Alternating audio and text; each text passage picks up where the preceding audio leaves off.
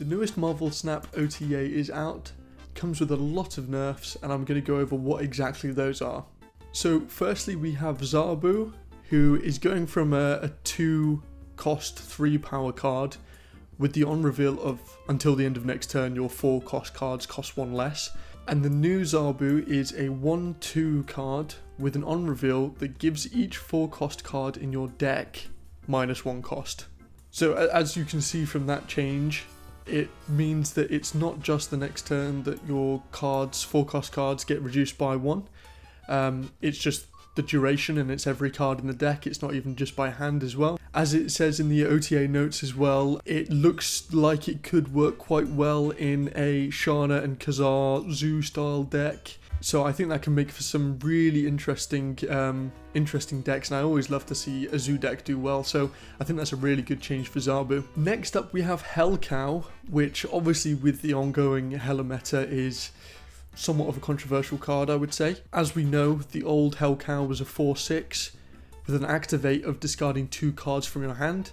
Now the new Hellcow is a 4/7, so the increase by 1 power, but instead the activate is to discard a card from your hand. So only the 1 in comparison to the 2, which I think is a good and positive change considering the sort of impact Hellcow could have by bringing out an additional card in that sort of Hella deck. So as it says in the OTA notes here, it's to add that sort of pressure in the interest of diversifying the metagame, hence tweaking of the Hellcow, and it's something that they overshot the mark with in regards to the strength of it in those Hella decks, which I agree with. Then next we have Widow's Kiss. Instead of it being a 0/0 with the ongoing of it having -3 power and then it disabling that ability once that side of the location is full, it's now instead a 0/4, but it gets destroyed when your side of this location is full.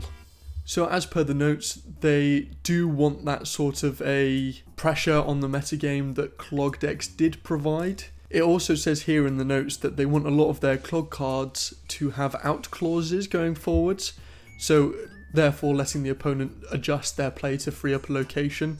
It's not just going to be completely out of your hand in terms of whether a location is full or not, which again, very positive. Clog decks are very annoying to play against, and to have at least have the chance to play around it and remove or destroy cards as you see fit, I think is a good change.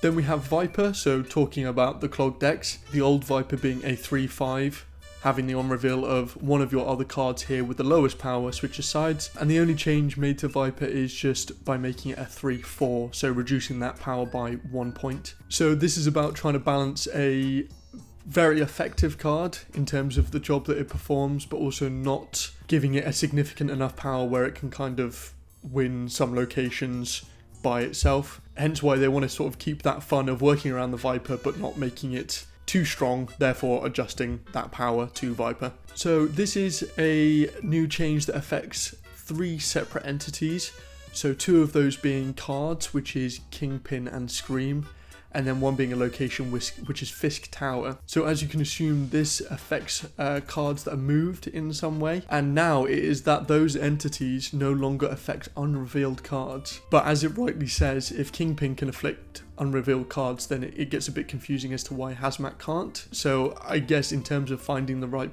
balance between that, then changing it so that it doesn't affect unrevealed cards does make sense. Another change for Scream off the back of that is going from a 2/2 card to a 2/3, therefore trying to counteract that loss of stealing of power potentially by boosting it by an extra power. So as it says here, this is just a compensation to give Scream a small buff with those changes. Then we have Grandmaster. So Grandmaster used to be a 2/2 card, but now is being changed to a 2/3, but having the same on reveal of moving one of your other on reveal cards to the middle location and the ability happening again. Again, just a slight performance buff just to remove some of the downside of leaning on a card like that in certain situations. Then now we have a change to a card that I think has needed a change or improving for since it's been introduced, and that is Emperor Hulkling, going from a 6/11 to a 6/12, but again still maintaining the ability that is at the start of the game, copying the text of a random 6 cost card. It says in the notes here that they did think about changing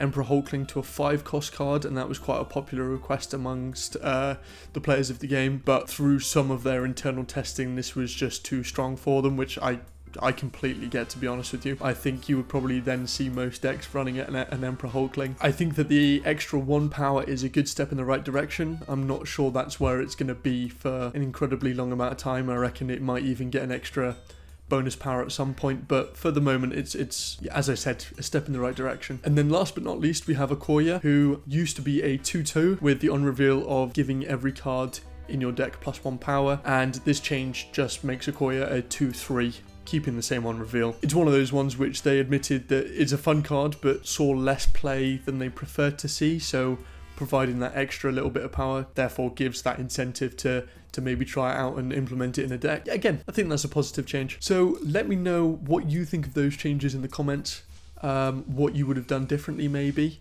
and whether you'll incorporate any of those cards into some of your new decks.